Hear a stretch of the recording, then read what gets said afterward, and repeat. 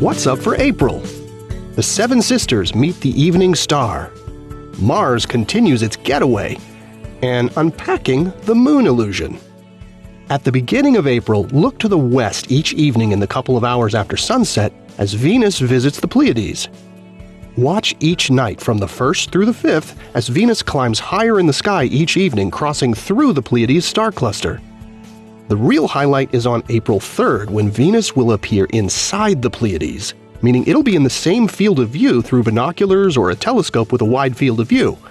This should be spectacular if the weather's clear where you are, so here's wishing you clear skies.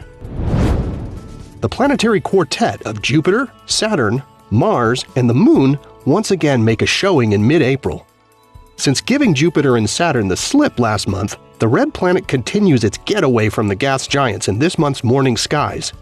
Mars begins the month just beneath Saturn, but by the middle of April it's moved a decent distance away. The Moon swings by on the 14th, 15th, and 16th. The three planets won't appear close together in the sky again for a couple of years, so catch them now if you can.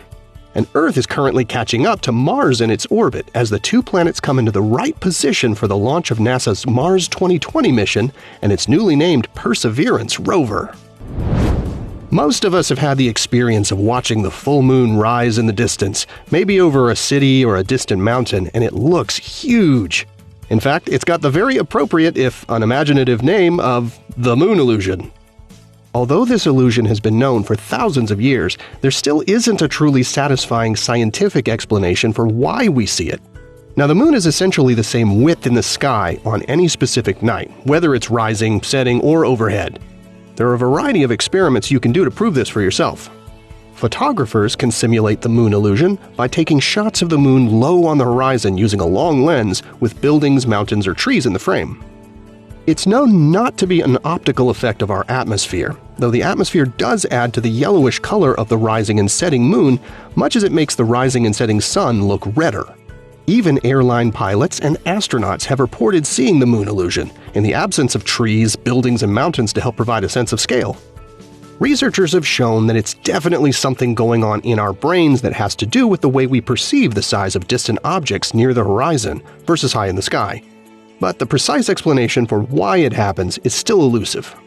So until someone puzzles out exactly what our brains are up to, it's probably best just to enjoy the moon illusion and the moody, atmospheric, and sometimes downright haunting vistas it creates. Here are the phases of the moon for April. You can catch up on all of NASA's current and future missions at nasa.gov. I'm Preston Dykes from NASA's Jet Propulsion Laboratory, and that's what's up for this month.